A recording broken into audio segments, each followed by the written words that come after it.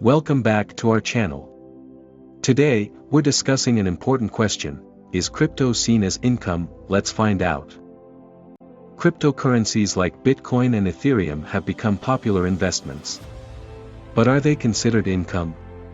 It depends on how you get them. If you receive crypto as payment for goods or services, it is seen as income. For example, if you're a freelancer and someone pays you in Bitcoin, you need to report it as income for taxes.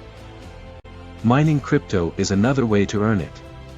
When you mine, you use special hardware to solve math problems. When you solve a problem, you're rewarded with new coins. The value of those coins is usually taxable income. However, if you buy and hold crypto as an investment, it's not considered income until you sell it. When you sell or exchange your crypto, you need to report the capital gains or losses on your taxes, similar to stocks or real estate. Remember, tax laws on crypto can differ from one country to another. It's a good idea to consult with a tax professional to understand your obligations.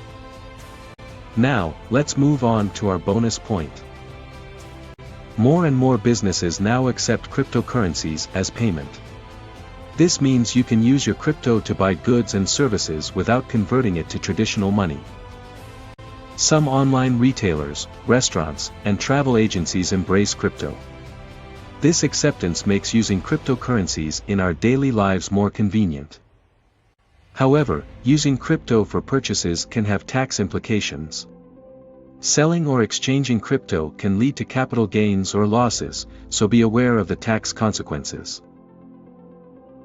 To sum up, if you receive crypto as payment or mine it, it's considered income. But if you hold it as an investment, it's not income until you sell it. And don't forget the bonus point. More businesses now accept cryptocurrencies, making them more practical for everyday use. I hope you found this video helpful. Remember to give it a thumbs up and share it with your friends. If you have any questions, leave them in the comments below. Thanks for watching, and see you in the next video.